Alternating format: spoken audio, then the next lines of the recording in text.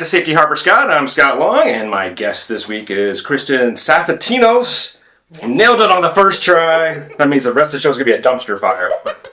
Anyhow, Kristin Tsafatinos, she's the founder of the Safety Harbor Children's Theater, which offers lots of different classes in partnership with the city's leisure services and library departments, and will stage his next production, Kid Frankenstein. I'm so excited to hear about this.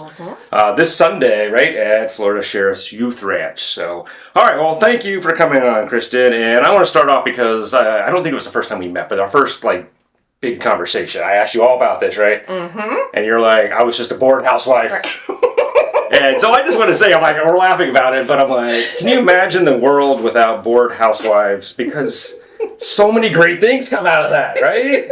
So many great things come out of that. And so anyhow, I just want to thank you for not being bored. Because this is fantastic. I went to the first The Wizard of Oz production. Thoroughly enjoyed it. So anyhow, thank you for that. So let's start off by just, how did this all come about? Fantastic. Well, growing up, I have always been involved in community theater or theater classes, thespian competitions in high school, and I've always just thoroughly enjoyed it. Okay. Certainly, I was more of a shy child, and wouldn't really raise my hand. I'd let people, I have trouble believing this, but that's okay. Well, that's why it's true. And then you realize that in the theater, you kind of have that safe space to be the center of attention and kind of have a taste of what that's like too. Like that. And so it was a great opportunity for me, and I really wanted to make sure that my children had an opportunity for that. And I'm a mom of 3, yep. And when my oldest started expressing interest in even just watching, TV shows and movies and repeating monologues or start to sing along. So, okay, I need to harness these energies to something positive. And so we looked for some opportunities in the area for someone that would offer something for the younger ages. Sure. Which I was surprised to find that a lot of the programming kind of starts mid-elementary age and older. And so we were able, though, to find a program in Largo, and we really enjoyed it. I loved my new role as stage mom instead, behind the scenes, not on the stage myself. And so then through COVID, we noticed, a lot of our friends and family members were looking for things to do with their kiddos. Yeah. And I thought, I know Largo has programming and Oldsmar has programming, so why doesn't Safety Harbor have it? And so I was having cocktails with some mom friends, and they said, well, Kristin, why don't you do it? It's always somebody telling you to do it, right? Yeah. And I said, why not? Why not? So I come from an elementary education background, and so that's how I approach our programming. It's through an education, literature-based program, and it's really just kind of that first taste of performing arts and then kind of making those connections for the kids. So I had my Shark Tank pitch ready for the folks at the city, and I kind of sat down and they said, this is why we'd like for you to do this. And I said, oh, okay, great. So that's how we started our relationship and founded the nonprofit. Fantastic. It's amazing to see how much you're doing now too, by the way. It's just great. So speaking of that, run us through the various programs. So you've got paid programs, you've got free programs. Yes. And then this Kid Frankenstein, I don't know if this is part of all that or separate, but just give us the whole 411 here. Sounds good. So through the City of Safety Harbor, through the Recreation Department, we are able to offer after-school programming.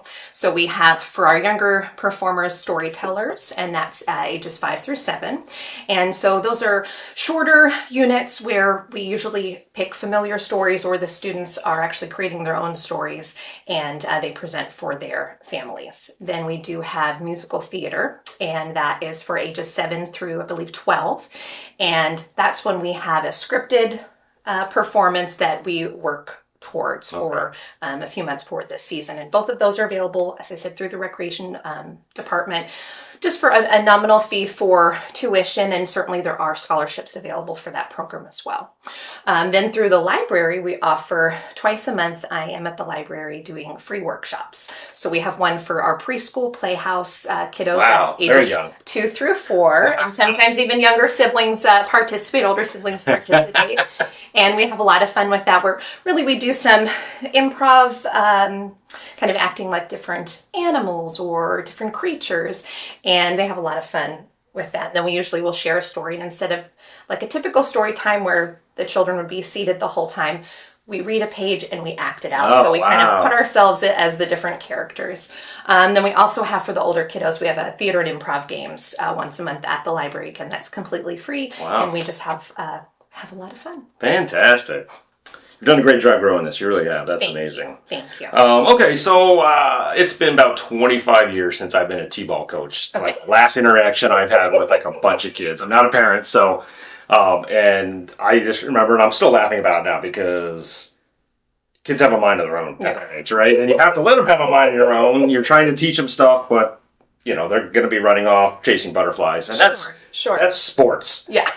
What you're doing, I would argue, is much more difficult than that. So walk me through some of these challenges of getting everybody on the kind of the same page with this. Or maybe you don't want them on the same page. I don't know. Maybe I'm making assumptions that I shouldn't. Sure. Well, I think of the old adage, never work with children or animals.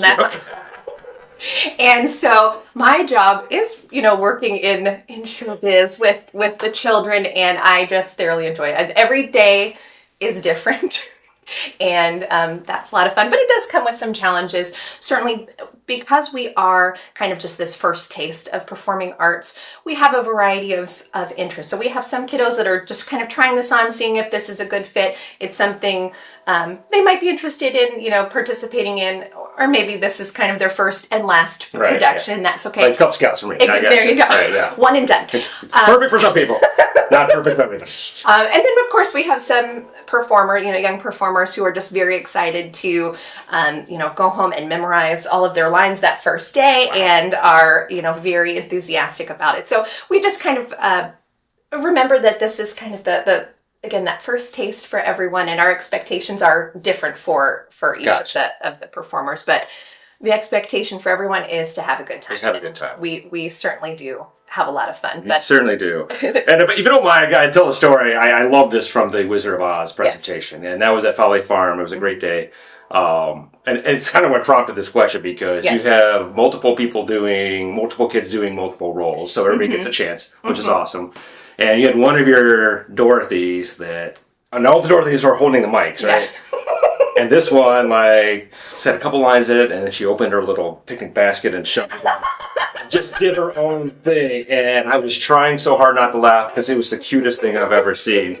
So, yeah, but I felt for you, because you're up there as a director, and kids just do what they're going to do. Well, awesome. And that's also awesome. Live theater too, right? And so we had practiced. We had a little issue with microphones with the lapel mics. We had to go to the handheld mics, which we didn't practice. And she said she was just going to put it away and do her thing that she's practiced. That's what I said. Just doing your own thing. Nothing wrong with it. Doing your own thing. But that was awesome. I'm never going to forget that. That was a lot of fun.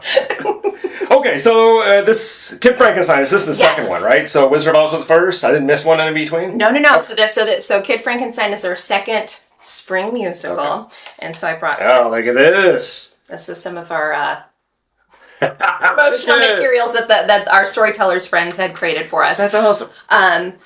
So the premise of the story, it is set in an local elementary school, and there are two community members that we have a zookeeper from the local zoo, as well as an elderly woman from the community who have donated brains of their past loved animals. Wow. And the students are to dissect the brains, but two of our very ambitious science students actually take the brain home to complete their Frankenstein monster. So it's all kind of set in the idea that it's an elementary school science fair, and chaos ensues then when the monster comes alive. And none of the kids are scared about this, right? They're all into it, right? And it's very, there's nothing scary about it. It's very lighthearted and very kind of cheesy slapstick comedy, and they eat it up because they love it. Fantastic. And so it's at the Florida Sheriff's Youth Ranch, but I know tickets are for the kids only, right? So random person can't just walk in, or couldn't they? So last year we had that beautiful space at Folly Farms, which was fantastic, and we had the ability to say, open invitation to the community because we had unlimited space. in Florida in May. We lucked out that the weather cooperated because we have kind of one shot to get this done. So I was excited that we were able to secure an indoor location, but with that, it kind of limits the spacing. So all of the performers have been given tickets. The performance again is free, but we're not able to open it up as much. We will have some limited tickets that we'll be giving away on our Facebook page. And what's the Facebook page? So that is Safety Harbor Children's Theater, TEATHEATRE. You can find us on Facebook, and so we'll be able to invite some of the. So if you don't know one of the performers and are getting one of the special guest tickets, we are going to be able to open it up for a few more folks to join. And if you don't get those, then you have to go on StubHub and Scout. There you go. We've got to get next year. We'll have Ticketmaster doing our ticketing system. So. Okay, so finally, before we move on here, how can anytime I talk about something like this, there's always people ask me, how can I get involved? How can I help? So whether it's involved in helping you or stroking a check or whatever, what can people do if they want to be involved? Fantastic. So if you're interested in actually participating in the programming, our registration is through safetyharborrecreation.com. We have summer camps, so safetyharborcamps.com. So all of our programming is listed through there. Anytime we're at the library, we are on their events page. Certainly reaching out to myself, we are at www.safetyharborchildrenstheater.com. That's a mouthful. We're on our Facebook page. We're always in need of volunteers to help out. We create costumes, we have the backdrops, we have props. So anyone who's interested and willing to help us out with that, that's lovely. And certainly help funding the programming, especially for our free workshops and other items. Donations are always appreciated. Absolutely. Now, are you an official nonprofit or a community group still? So we are an official 501c3 nonprofit. All right, good to know. Fantastic.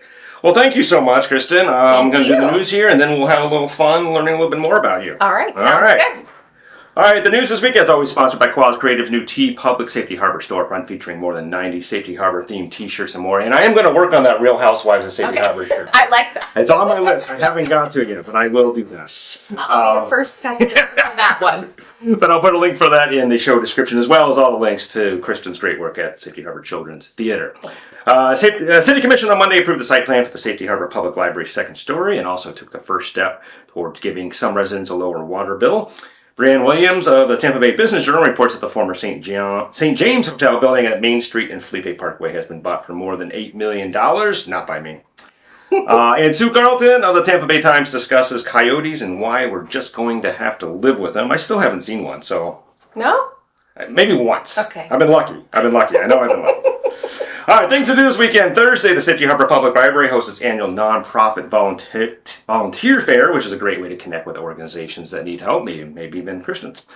Friday, of course, is Cinco de Mayo, with a number of establishments throwing parties. Or if you're looking for something more family-friendly, it's First Friday Flicks at Waterfront Park, featuring Lightyear. I never know these movies. You probably know these movies, right? Oh, yes. Yeah. I know them all. And Saturday, Sit and Tell Galleries hosts an opening reception for its latest exhibition, and Shamsi hosts 2 horror authors for a chat in partnership with Portkey Books. I wonder if any of them wrote Kid Frankenstein. Interesting. Anyhow, more details on all these things to do and more can be found on the Quaz 34695 app, available for download for free on the Google Play and Apple App Store. All right, now we get to the fun part of the show. All right. So our 5 Qs, as you may know, we always have 2 categories. Yes. No one's ever picked famous Hungarian violinists of the 1680s. You could be the first. No, I thought about maybe preparing for that topic getting ready and surprising you, but no, I did not. You look a little scared. Okay, that's fine. Maybe acting. All right. Will be more in your wheelhouse. Sounds good. All right, let's see what we have here. I don't know what I'm going to do if somebody actually picks them. Okay. Cue number 1. Alrighty. Favorite child actor or actress of all time? Ooh. I think I'd have to go Shirley Temple. Just the curls and yes, old school. Yeah, I like it. I think she's like classic. Yeah, fantastic. That's what I'd have to go with. I thought about this for a while. Yeah, I always like to have my own opinion too. Sure. And if I would have been on the hot seat like you are, I don't know what I would have said. Yeah. But I decided on Gary Coleman because when I was a kid, yeah, I used to love watching Different Strokes with my grandma. She used to call it her programs. Yeah, there you go. Yeah, like now it's TV shows, but back then it was programs. Your program. Turn my program on. It's like the program. I don't know what program, but it was always Different Strokes. But what you're talking about, Will, so that was some good memories with grandma that one. So. Okay, cue number 2. What's the most important difference between a live play and a movie, in your opinion? Well, certainly in a live production, you have one shot of getting it right. There's all of those things that might happen that you don't anticipate. You kind of have to roll with it. And certainly you have, so I guess that could be on a cons list, but... doesn't have to be. No. It could, certainly could even enhance the production. But I think also having an audience, you really can feed off of their energy that you don't really have that in a filmed production. Yeah, I don't go to a lot of live theater, so don't beat me up. I know you're at boot camp 4 times a day, so I'm a little scared. But I don't do as much live theater as I should. I'm more of a movie buff, but you definitely notice from the performer standpoint, you feeding off a crowd, right? Sure. And even going to a movie, I'm like, we went to see the classically bad movie, The Room, last Friday, yes. but the crowd made it so good. So yes, so definitely, I can imagine as a performer. Together, yeah. Imagine as a performer, I would really enjoy it, unless they're throwing vegetables. All right, I always have one sort of super small controversial question. So this is it for this. All righty. Oscars, Best Actor and Best Actress, or should it just be one award? Because they're sort of talking about this, is what I'm understanding now. So yes, I feel like just a best performance, I think, would cover it. Would be fine. That's my opinion. I don't have an opinion on this. I don't. I'm like, I think the world is going to get there at some point anyhow. So at some point, if you're not on board with it, you're going to have to be on board with it. At the same time, I think about like when I was in high school, there's a lot of talk about building a second high school in our town. Okay. And one of the arguments for that was, there's only 5 people on the basketball team. Only one student president, only one lead act lead role in the, right? So if you have more opportunities, more people are involved. So this is probably a different thing in that, because we're talking about awards here, but I don't know. But sure. That's a difficult thing in my mind. I'm trying to work myself through that. But interesting. Okay. All right. Cue number 4. What is harder for an actor, in your opinion, drama or comedy? For me personally, I think drama is harder. Trying to maybe kind of access or relate to the character can sometimes be a little more challenging. Okay. But comedy, I think for me, just kind of comes easier. I think it's again kind of feeding off of the energy of the crowd. I think audiences sometimes are more openly receptive to the comedy, and you're kind of you hear the laughs, or you don't hear that. Or you don't. That's a strong possibility. Wearing something that's a little more dramatic, that you're not necessarily feeling that or getting that auditory response.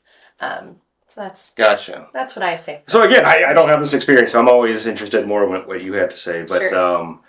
A couple of things. I'm like, it's funny to me, like you can list like on multiple hands the number of comedic actors and actresses that have moved on to drama. Like a Tom Hanks. Like no one remembers him on Bosom Buddies back when we were kids, right? Right. Because now he's doing like real stuff. Sure. And I have a harder time finding dramatic actors that go comedy, though there are some. So I didn't know if that was. I think it's maybe just more personal thing. Okay. Yeah, what your gift is. And you have to have a comedic timing, I guess. I mean, like, so I guess sure. It's not that it's easy for everyone, but I think it's probably, I don't know. It's easier for me. That's all. Again, just as a fan, one of the other things I notice, it seems to me that it's easier to overact in drama. Yes. Like for example, I shouldn't do this because I can't sing even in the shower, but at a baseball game, and I go to a lot of them, I always critique the national anthem singer. Again, very hard song to sing to begin with. Yes. And I am not going to win any awards, but some of those performers like to put their own little twist on it, or twist, which is fine. Yeah. And when they miss, it hurts. And whereas I don't know, I mean, I guess in comedy maybe you're trying to do that too, but I don't know. I've seen some like actors that like get a little more into it than maybe they should, right? Sure. I think it's easier to critique those performances. Well, it's easy for me to critique anything. Not gonna see me do anything. This is the closest to the camera I'm ever gonna get. All right, cue number 5, little current events here. What show will you miss most if this writer's strike drags on? Oh. I have to tell you, I maybe none. I don't know. What am I, was it the current show that it was the Marvelous Yes, Miss Miss Maisel. But I know they've already written. Yeah, so you got a season in before I fix that, right? Yeah. That's okay. Oh man, by the time I put everyone to bed at night, I go right to sleep, and I'm not necessarily watching much. So it's not going to bother you much. TV, yeah. But no, I mean certainly I hope they're able to. Yeah. Move forward. It's interesting. Again, I've been like a TV fanatic since I was a kid, and now like the last like 5 years, it's like the whole thing has changed, right? It's just how you access it. I'm used to the programs, and I don't. Now there's different apps that you're watching. Yeah, you got to remember to go see it. Yes. Which at my age is getting harder to remember. Yes. So yeah, you're right. So I'm more into watching a documentary when I have some time to watch on the screen, but. Yeah, live theater makes up the majority of my entertainment budget. So in time, but yeah. Awesome. Well, let's hope there's no writer's strike on the kid Frankenstein's head. So yes, we hope. At least until after Sunday. All right, once again, I want to thank Kristin Tsafatinos for being here. City Harvard Children's Theater. I'll put all the links in the show notes. Thank you. And if you're able to snag a ticket for Sunday's performance, go see it. It's a blast. They're doing a great job. And if not, get your kids involved. That would be great. We'd love to have them. All right, thank you. We'll see you next week. Thank you.